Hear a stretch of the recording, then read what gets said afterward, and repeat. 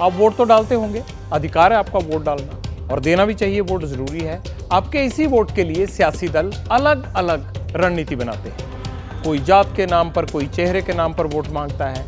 आपको याद होगा पब्लिक इंटरेस्ट में हमने एक टाइमिंग की बात की थी, खबर यही थी और टाइमिंग का जिक्र किया था, क्योंकि चुनावी मौसम में बिहार सरकार जातिगत जनगणना की रिपोर्ट लेकर आई है।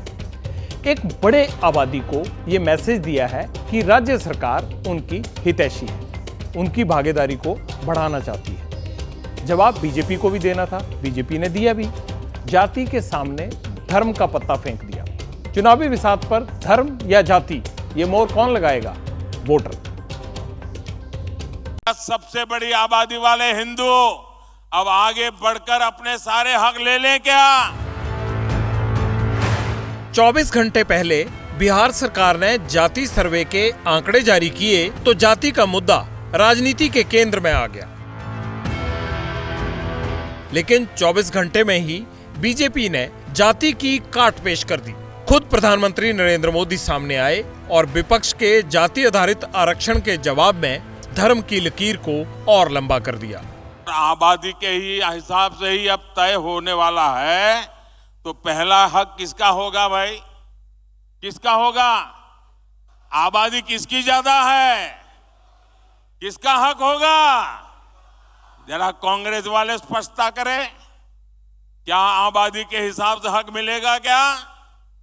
तो क्या अल्पसंख्यकों को कांग्रेस हटाना चाहती है क्या?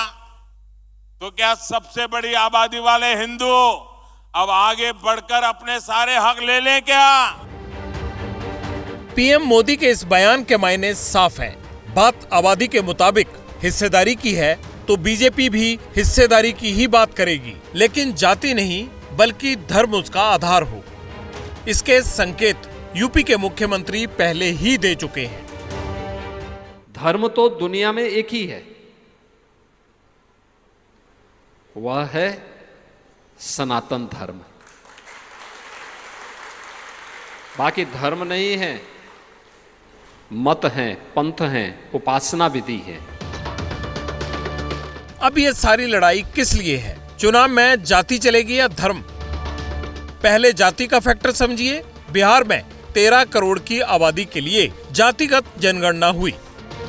रिपोर्ट के मुताबिक 82% लोग ओबीसी, एससी और एसटी समाज से हैं। आमतौर पर ये नीतीश कुमार और लालू का बड़ा वोट बैंक माना जाता रहा है। इसमें अगर 18% मुस्लिम कॉम्बिनेशन भी जोड़ दें तो फिर महागठबंधन का पलड़ा और मजबूत हो जाता है। सरकार यहाँ पर जाति गणना की रिपोर्ट जारी कर रही है और देश के आदरणीय प्रधानमंत्री ठीक 3.5 घंटे बाद राजनीतिक जहर डाल रहे हैं। कह रहे हैं ये विकास विरोधी लोग हैं, तो कल्याणकारी योजनाओं में जाति मानक क्यों है? रोजगार में जाति मानक क्यों है? बिहार ने अगुवाई करके भारत की सरकार को और राज्य की सरकारों को एक स्पष्ट दिशा दिया है और इस बार का चुनाव का एक निश्चित मुद्दा होगा जो हमारे राष्ट्रीय जनता दल के नेतृत्व और महागठबंधन का नेतृत्व कह रहा है कि हम जातीय जनगणना कराएंगे। लेकिन बीजेपी धर्म की पिच पर जमी है और इसे 2011 की जनगणना के आंकड़े के लिहाज से भी देखना होगा। 2011 की जनगणना के मुताबिक देश की आबादी में बहुसंख्यक हिंदुओं की हिस्सेदारी 79.8% थी, जबकि अल्पसंख्यक वर्ग में मुस्लिम 14.2% थे, तीसरी पायदान पर 2.3% ईसाई, चौथे स्थान पर सिख आबादी 1.7%, बौद्ध 0.7%, जैन 0.4% और अन्य धर्मों की आबादी 0.9% थी। अगर ये मुद्दा बनता है 2024 के चुनाव में तो मुझे लगता है बीजेपी को कुछ नुकसान होगा, लेकिन मैं नहीं मानता कि 2024 का चुनाव सिर्फ और सिर्फ एक ही मुद्दे पर होगा। इस मुद्दे का सहारा विपक्षी पार्टियां लेना चाहेंगे क्योंकि ये बड़ा हथियार विपक्ष की पार्टियों के हाथ में लगता हुआ दिखाई पड़ता है। तो कुछ नुकसान होगा, लेकिन मुझे लगता है बीजेपी कमर कस के आएगी और अन्य मुद्दों को के सहारे 2024 के चुनाव में जाने की कोशिश करेगी। विपक्षी दल बिहार के जातीय सर्वे के बाद फ्रंट फुट पर है। बीजेपी हो, आरजेडी हो, समाजवादी पार्टी हो या फिर बीएसपी। सबकी एक ही मांग है, देश में जाति सर्वे हो। विपक्ष को पूरा यकीन है कि बीजेपी के हिंदू वोट बैंक की मजबूत दीवार, जो अगड़े पिछड़े एससी, एसटी तमाम जातियों की ईंट पर टिकी है, और जाति के नाम पर अगर ये ईंट बाहर निकली तो दीवार का ढहना या कमजोर होना तय है।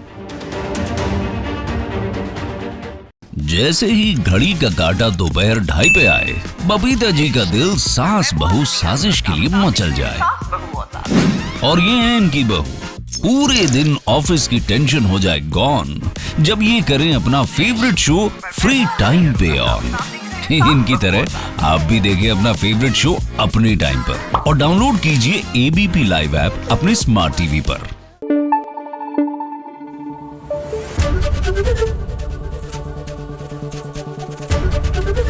एबीपी न्यूज आपको रखे आगे।